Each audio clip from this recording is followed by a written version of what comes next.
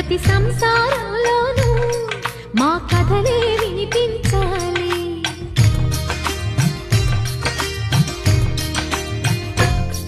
ఆ సిరిని శ్రీహరిని మా జతలో చూపించాలి.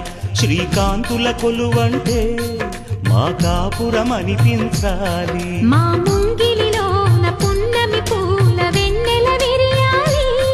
మా చక్కని జంట చుక్కల తోట పరిపాలించాలి.